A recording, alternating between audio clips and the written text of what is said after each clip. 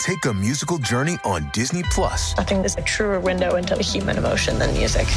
With music documentaries, concert films, studio sessions, even musicals like you've never experienced them before. I'm about to change your life. With titles like Hamilton, Black is King, Olivia Rodrigo, Driving Home to You, A Sour Film, and Folklore, the Long Pond Studio Sessions, all in one place. Feels like a completely different experience. Surprise, it's on Disney Plus. All of these and more, now streaming. Hey friends, it's Mr. Jim and welcome back to Kid Short Stories. Did you know that we make some awesome activities for you that after listening to our Kids Animal Stories podcast, you can then learn more about that critter and do a really fun activity at home? Well, parents, down in the show notes below, there's a link there for you to check out those activities that we make for you after every single episode. All right, friends, are you ready for today's amazing dragon adventure? Dragons? Oh, I am. Let's go!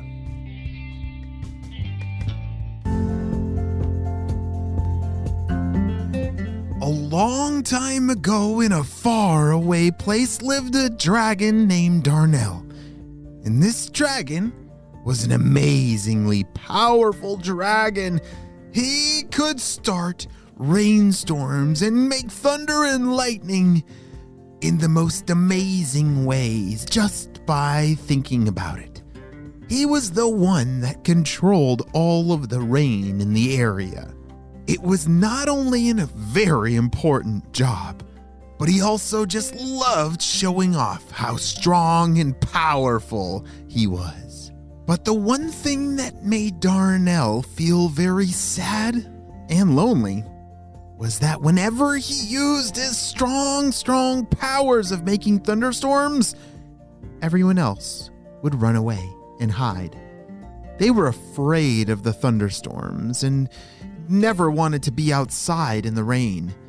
And so this dragon was very confused. He was so proud of being powerful, but didn't like feeling all alone. And so as time passed, he started to lean into being mean and grouchy because he said to himself, well, if everyone's gonna be as afraid of my thunderstorms, there's no sense in trying to be friends with them. I will be the best thunderstorm maker, the scariest one of them all. That'll show 'em. And that is exactly what Darnell the dragon would go on to do. He would make the craziest, biggest thunderstorms you can ever imagine. And everyone was very worried about the weather, always talking about it. Until one day, a small furry creature started to ask questions. So you mean to tell me that the weather is controlled by an angry dragon? He asked a neighbor. Oh yes, he's the meanest dragon in the whole world.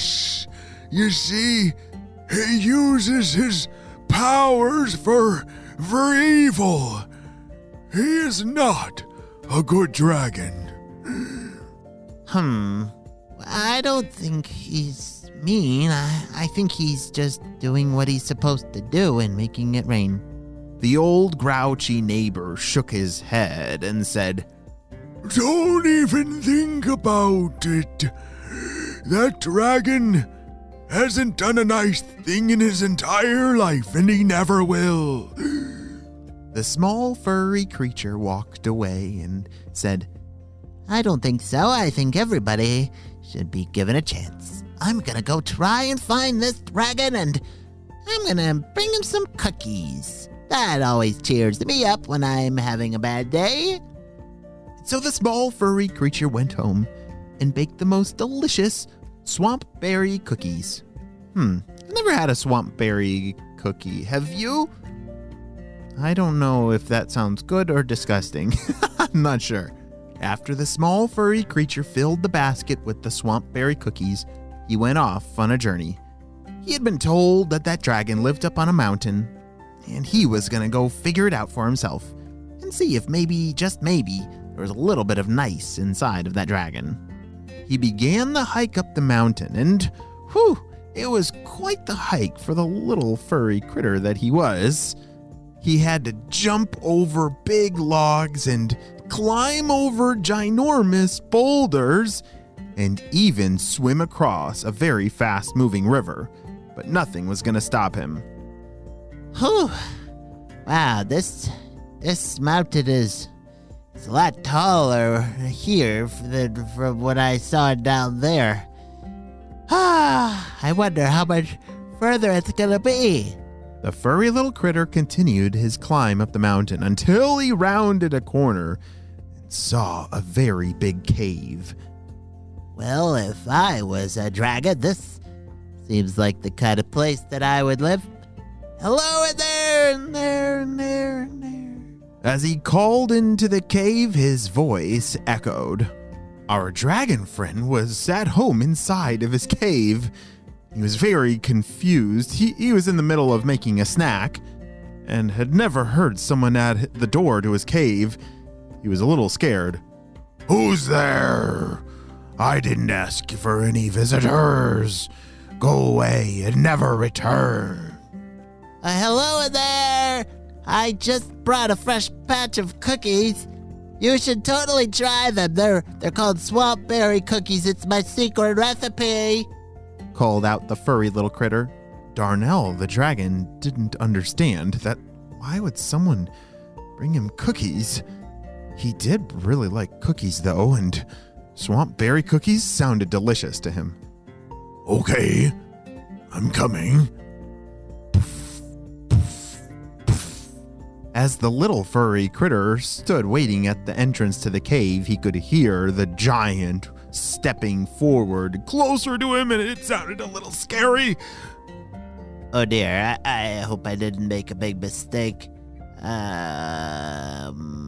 Please don't eat me. Please don't eat me. The dragon stepped forward. His ginormous head with very large nostrils knelt down all the way to the ground. Oh, those smell like good cookies. What on earth would you be bringing cookies up here for? Oh, well, I just heard a lot about you, and, people talk, but I thought you would like cookies today. What's the catch? No catch. I thought maybe you would want to be on a friend or something. I don't know if you have any of those these days, but friends are fun. The dragon paused and thought for a minute. He had never had a friend before. He almost forgot that he used to want friends. It had been so long ago since he gave up on that. But wait, could this be real? All right. Well, what's your name? My name's Finn. Well, it's great to meet you, Finn. My name's Darnell. The rest of the afternoon, Finn and Darnell shared all those cookies, and the two of them would actually go on to be really great friends. And even though this is the end of our story, I think it's just the beginning of some amazing things that lie ahead for our dragon friend Darnell. Making a new friend can be magical and can lead to some amazing things. I'm pretty sure Finn and Darnell have some amazing adventures that lie ahead. But that is a story for another day. The end.